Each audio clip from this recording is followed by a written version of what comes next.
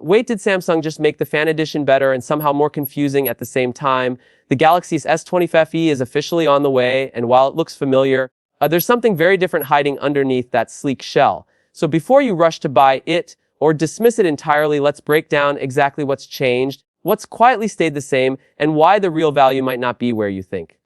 Welcome back, viewers. Sam here. Don't forget to like, share, and subscribe if you love real tech talk that cuts through the hype and gets straight to what matters.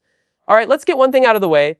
At first glance, the S25 FE looks like a remix of last year's model with barely a new track. But dig deeper, and Samsung's actually made some sneaky smart moves. First surprise, the S25 is now slimmer by 0.6623 grams. That may sound like a so what detail, but hold it in your hand and it's one of those this feels nice moments you weren't expecting.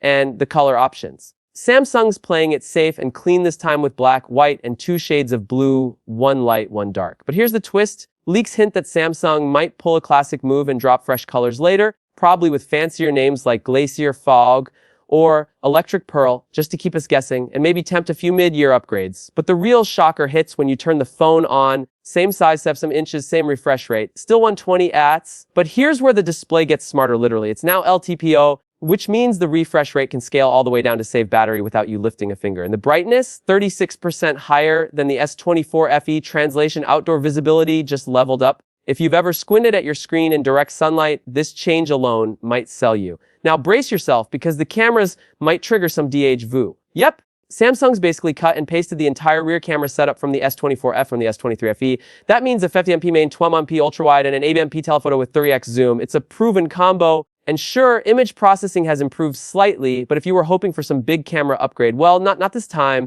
The only fresh piece, the selfie camera, it jumps from 10MP to 12MP using the same sensor as the flagship S25 series. Better selfies. Yes, game-changing, probably not. Let's talk performance because this part is juicy and slightly annoying. The S25 FE gets the full fat Exynos 2400. That's the same chip used in last year's Galaxy S4 and S24 Plus. No underclocking this time. Sounds good, right? But here's the curveball. When compared to this year's latest flagship chips, the gap is now pretty wide. Even compared to the S24 FE, the upgrade is barely noticeable in day-to-day use. And just like last year, you're still getting 8GB RAM with 128GB or 256GB storage. No bump there either. In other words, it's like ordering a new meal and realizing the chef just used last night's ingredients with a better garnish. But Samsung did finally listen in one area, battery and charging. S25 FE now packs a 4900 mAh battery and finally supports 45W fast charging. That's a serious win. It's the same battery size as the S25 Plus, and this charging speed can take you from 0 to almost full before your coffee cools down. No exaggeration. So now comes the million rupee question. Should you buy the S25 FE or just grab the discounted S24 FE and call it a day? Let's be real, the S25 F doesn't blow the S24 FE out of the water.